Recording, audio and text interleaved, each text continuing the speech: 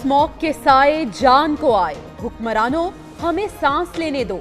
आलूदा तरीन शहरों की आलमी रैंकिंग में लाहौर बदस्तूर सरे फहरिस्त। मकामी तौर पर मुल्तान आलूदा तरीन शहरों में पहले नंबर पर आ गया। पेशावर, रावलपिंडी और इस्लामाबाद में भी आलूदा शहरों में शामिल। मुज़र सेहत फिजा से सांस लेने में दुश्वारी, खांसी, गले की खराबी की शिकायत, बच्चे नमूनिया और चेस्ट इन्फेक्शन का शिकार होने लगे। आंखों में जलन, जल्दी अमराज और दमा के मरीज भी बढ़ गए।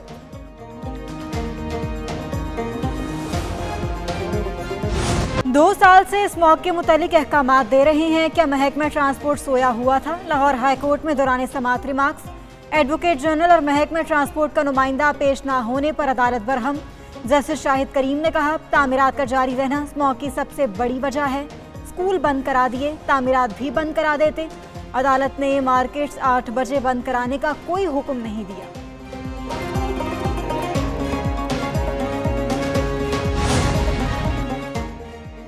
पंजाब हुकूमत का स्मॉग कंट्रोल में नाकामी की अदालती रिमार्क्स पर इजहार अफसोस।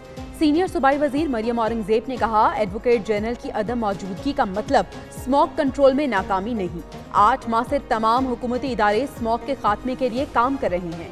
एडवोकेट जनरल और सेक्रेटरी ट्रांसपोर्ट कल अदालत पेश होकर इकदामात से आगाह करेंगे। वजीर आला मरियम नवाज ने माहौल की बेहतरी के लिए जामे पॉलिसी दी और फंड्स भी मुख्तस किए।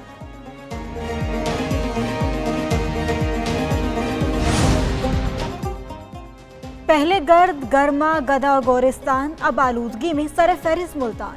मुल्तान कई रोज से दुनिया के आलूदा तरीन शहरों की फहरिस्त में सबसे आगे। मुल्तान को आलूदा तरीन शहरों में शामिल कराने में शहर के वस्ती इलाकों का किरदार। नशेमन, सब्जाजार, चुंगी नंबर 6 और शालीमार कॉलोनी शामिल।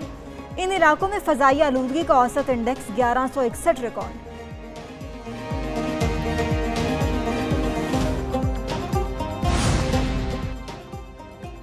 स्मॉग के 22-17 नवंबर तक आउटडोर सरगर्मियों पर पाबंदी आयद।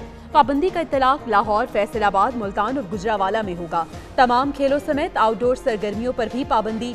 दुकानें, मार्केट्स और शॉपिंग मॉल्स रात 8 बजे तक बंद करने का हुक्म। Medical stores, laboratories, petrol pumps और किराना स्टोर्स को इस्तिस्ना। पाबंदी की खिलाफ वर्जी पर दफा 188 के तहत कार्रवाई होगी।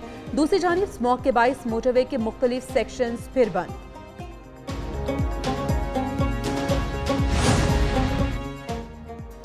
सऊदी अरब में अरब लीग और OIC के रुकन मुल्कों की सरबराह कॉन्फ्रेंस। वज़ीर आज़म शहबाज शरीफ भी कॉन्फ्रेंस में शरीक। सऊदी वलीअहद मोहम्मद बिन सलमान का शुरका से खिताब। कहते हैं, गजा में इसराइली जारहियत फौरी रोकी जाए। गजा में इस वक्त फौरी इमदाद की ज़रूरत है। जारहियत के बाद हज़ारों शहादतें हो चुकी। गजा और लबनान का मसला फौरी तौर पर हल किया जाए। तुर्क सदर एर्दोआन ने भी कॉन्फ्रेंस से खिताब किया।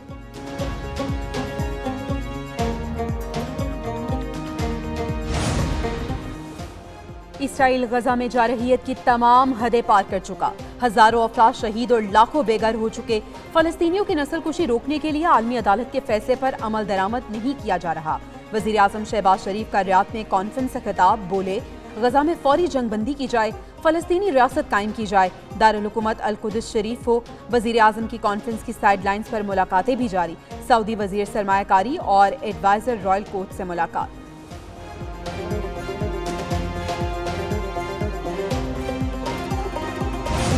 भारत का ICC चैंपियंस ट्रॉफी से फरार। पाकिस्तान का कोई और मॉडल मानने से इनकार। भारतीय टीम के न आने पर किसी और टीम को मदऊ करने की भी तजवीज़। ताल्लुकात बेहतर होने तक कोई मैच ना खेलने का ऑप्शन भी शामिल। वफाकी हुकूमत का PCB से राबता। भारत से मुतालिक पॉलिसी गाइडलाइन दे दी। भारत के न आने पर PCB को भारत से ना खेलने की तलकीन। हुकूमती ज़राए के मुताबिक PCB ICC को खत लिखकर इनकार की ठोस वजूहात पूछेगा। मुनाफा सिर्फ भारत नहीं बल्कि पाकिस्तान की मौजूदगी से है।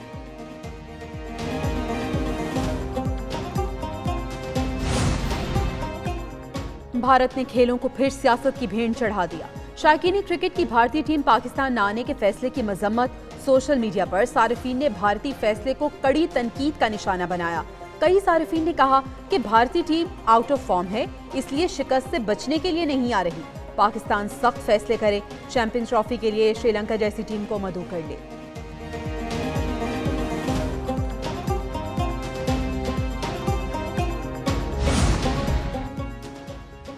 पाकिस्तान जाने या ना जाने का फैसला हमारे हाथ में नहीं, भारतीय क्रिकेट टीम के कप्तान रोहित शर्मा ने हाथ खड़े कर दिए। कहते हैं दोनों बोर्ड्स ये फैसला करेंगे, उनकी तवज्जो चैंपियंस ट्रॉफी पर है।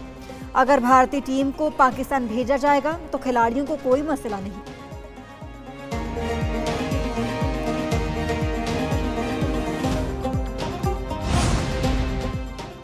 आइंदा साल 1,79,210 पाकिस्तानी हज करेंगे।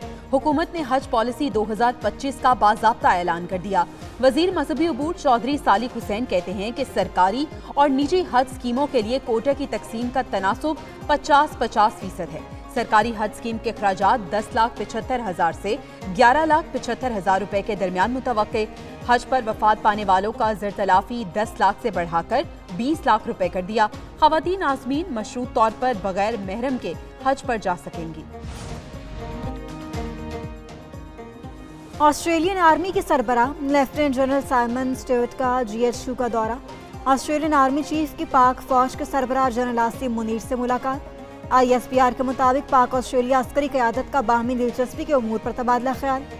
इलाकाई और आलमी सिक्योरिटी सूरत हाल पर भी बातचीत की गई।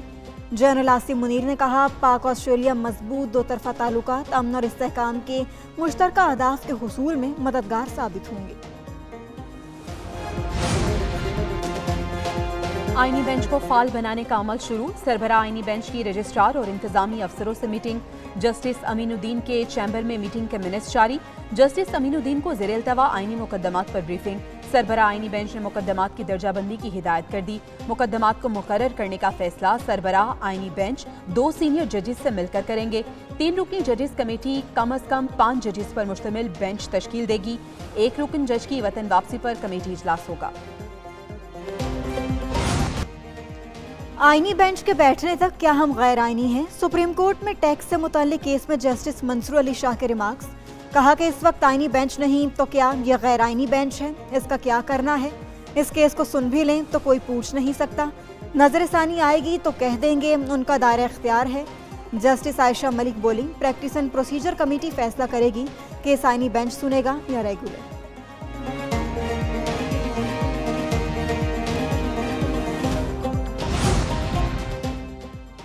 कराची पुलिस की अहम कामयाबी। एयरपोर्ट हमले में मुलविस औरत समेत 2 दहशतगर्द गिरफ्तार।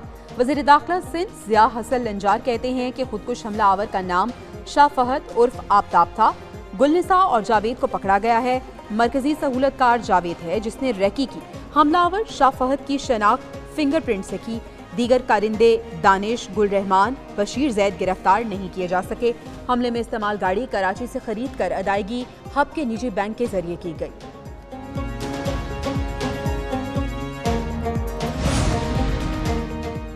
KP में बादलों की एंट्री।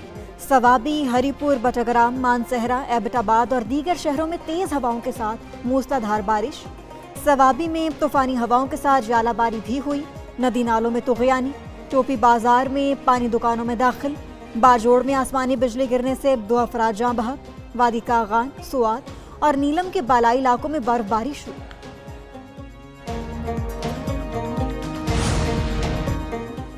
अक़वाम मुत्तहिदा का सालाना मौसमियाती सरबराह इजलास आज़रबाईजान में शुरू। 2 हफ्ते तक जारी रहने वाला इजलास, जिसमें माहौलियाती तब्दीलियों से निमटने के लिए $100 अरब फंड्स के सालाना हदफ को बढ़ाने पर जायजा लिया जाएगा। सदर सुल्तान अल जाबिर ने आज़रबाईजान के वजीर मुख्तार बाबाइफ को COP29 का सदर मुंतखब किया। इजलास में पाकिस्तान समेत 200 से ज़ायद मुल्कों के नुमाइंदे शरीक। अमरीका दुनिया का दूसरा सबसे बड़ा कार्बन खारिज करने का मुल्क बन गया।